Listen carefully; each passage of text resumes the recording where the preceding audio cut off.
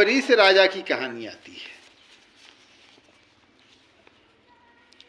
अम्बरीश राजा एकादशी व्रत करते थे। विष्णु भगवान के बहुत बड़े भक्त थे। तो एकादशी व्रत जब किया जाता है तो पंचांग जो हम लोग पढ़ते हैं उसमें कब पारण करना है ये लिखा रहता है। आखिर में क्यों लिखा जाता है, लिखने का वैज्ञानिक कारण है। ज़्यादा देर तक जब आप भूखे प्यासे रहते हैं तो शरीर में जो ग्लूकोज की मात्रा है वह कम हो जाती है। जल की कमी हो जाने के चलते वो आपका पेट गर्म हो जाता है और अगले दिन आपको बार बार शौच आने लगती है। इसलिए जब आप एकादशी करते हैं तो जिस दिन एकादशी है उसके अगले दिन कब तक पारण हो जाना चाहिए, 8 बजे तक हो जाना चाहिए, 9 बजे तक हो जाना चाहिए, पंचांग में लिख दिया गया रहता है। ज़्यादा देर तक भूखे प्यासे रहना, शरीर को कष्ट देना, तो गीता में भगवान कहे हैं कि जो अपने शरीर को कष्ट दे करके पूजा पाठ करता है वह मुझको भी कष्ट देता है, क्योंकि मैं तो सबके हृदय में रहता हूँ। तो यदि आप कष्ट भोग करके और पूजा पाठ करते हैं तो आप अपने अंदर रहने वाले भगवान को भी कष्ट दे रहे हैं। तो उससे आपको पुण्य होगा कि पाप होगा? उससे आपको पुण्य होगा कि पाप होगा? इसलिए जब आप एकादशी व्रत करते हैं, चाहे कोई व्रत करते हैं, एक ठो निश्चित समय के बाद से आपको जलपान कर लेना चाहिए। अम्बरीश राजा एकादशी व्रत किए हैं और दुर्वासा ऋषि पहुंच गए उनके यहाँ पारण के दिन। अब पारण का समय होने जा रहा है, दुर्वासा ऋषि पहुंच गए तो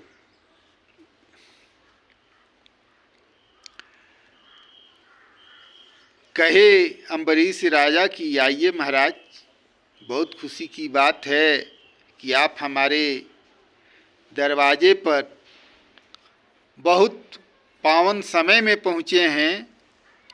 आपको भोजन कराएंगे, उसके बाद हम भोजन करेंगे। आज एकादशी व्रत का पारण है। तो राजा, हाँ, दुर्वासा जी कह रहे हैं कि पहले जमुना जी में स्नान करके हम आते हैं, आज तब व्रत का पारण करेंगे। तो कहे जे ठीक है प्रभु, आइए, तभी व्रत का पारण होगा। अब वो चले गए नदी में स्नान करने और समय बीतने को है। अब राजा परेशान हो गए कि समय बीत जाएगा तो पाप पड़ेगा। तब उन्होंने ब्राह्मणों से पूछा कि बोलिए ना, अब क्या किया जाए? पंडित जी तो आने में, दुर्वासा ऋषि जी आने में देर कर रहे हैं और पारण का समय भी बीत रहा है। तो ब्राह्मणों ने कहा कि जल पी लेना पारण करना भी है और नहीं भी करना है, दोनों है। अब देखिए क्यों पारण करना भी होता है और नहीं भी करना होता है। जब आप जल पीते हैं तो आपके शरीर में जो ग्लूकोज की मात्रा कम हो गई है वो बढ़ जाती है, यानी सामान्य हो जाती है। जो स्वस्थ आदमी हैं, जो डायबिटीज के रोगी नहीं हैं, शुगर के रोगी नहीं हैं, उनका जो ग्लूकोज की मात्रा शरीर में है सो सामान्य हो जाती है। और शरीर में कोई विशेष बल भी नहीं मिलता है, क्योंकि भोजन करने से जो बल मिलेगा, जो फल खाने से बल मिलेगा, वो जल पीने से कैसे हो सकता है। तो इसीलिए कहा गया कि पारण करना भी है जल पी लेना और नहीं भी करना है। ये कम से कम जल पी लेना चाहिए। क्यों कि जब शरीर में ग्लूकोज की मात्रा कम होने लगती है और ज़्यादा दिन तक आप उपवास रहते हैं, ज़्यादा देर तक, तो आपके जो शरीर में अनेकों नस हैं, जैसे हाथ का नस हो गया, पैर का नस हो गया, आँख का नस हो गया, दिमाग का नस हो गया, ये सब धीरे धीरे सूखने लगते हैं।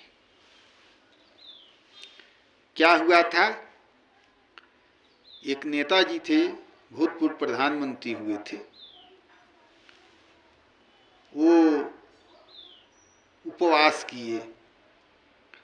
तब प्रायः लोग जब उपवास वाला हड़ताल करते हैं तो नींबू पानी, चीनी, नमक, नींबू का पानी लोग पिया करते हैं।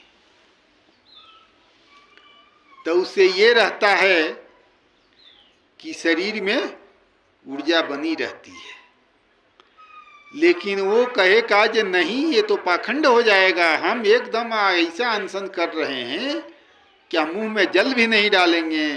उन्होंने जल भी नहीं डाला, परिणाम ये हुआ कि उनका आँख खराब हो गया।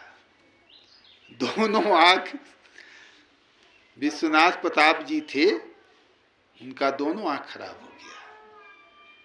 इसीलिए मना किया गया है और समय बता दिया जाता है कि इतना देर के बाद आप पारण अवश्य कर लीजिए। अगर नहीं है पारण करने का कुछ तो कम से कम जल भी 1-2 गिलास पी लीजिए, उससे भी हो जाएगा, शरीर की रक्षा हो जाएगी। तो पंडितों ने कहा कि जल पी लेना पारण करना भी हो गया, नहीं भी करना हो गया। तो कहे जे ठीक है, जल पी लिया उन्होंने। तो जब दुर्वासा ऋषि आए तो देखे तो उनको पता चल गया कि ते जल पिया है। तब बहुत क्रोधित हुए। दुर्वासा ऋषि तो क्रोधी होने के लिए ही जाने जाते हैं। तो उन्होंने अपनी जटा से कृतिका निकाली, जटा एक ठो, और फेंक दिया तो कृतिका बन गई और वो राजा अम्बरीश के वो मारने चली। राजा अम्बरीश विष्णु भगवान के भक्त थे। विष्णु भगवान ने देखा, कहा जो मेरा भक्त और बिना किसी अपराध के कष्ट भोगेगा, मारा जाएगा। तो बीच में वो अपना सुदर्शन चक्र लगा दिए। अब सुदर्शन चक्र उनको मारने के लिए, दुर्वासा ऋषि को मारने के लिए पहुंचा तो दुर्वासा ऋषि भागने लगे। अब जहाँ जाते थे वहाँ वो सुदर्शन चक्र चला जाता था। अब क्या करें, तो शंकर भगवान के पास गए, कहे जे नहीं, हमारा कोई उसमें चाल नहीं चलेगा। सूर्य देवता के पास गए, कहे जे नहीं नहीं, माने जितने देवी देवता थे सबके पास चले गए। इंद्र भगवान के पास गए, कहे जी महाराज आपसे हो सके तो आप भी रक्षा कीजिए। तो कहे जे नहीं नहीं, वो तो विष्णु भगवान का भक्त है, उसमें हम लोग कुछ नहीं कर सकते हैं। तो विष्णु भगवान के पास गए अंत में, तो विष्णु भगवान कहे कि मैं क्या कर सकता हूँ, वो राजा अम्बरीश के पास ही आप जाइए और वहीं माफ़ करेगा, तब जाकर के आपको इस ग्रह से मुक्ति मिलेगी, और नहीं तो इस सुदर्शन चक्र तो आपको काटेगा ही। तब राजा तब दुर्वासा ऋषि दौड़ते दौड़ते फिर वापस राजा अम्बरीश के पास गए और उससे माफ़ी मांगे।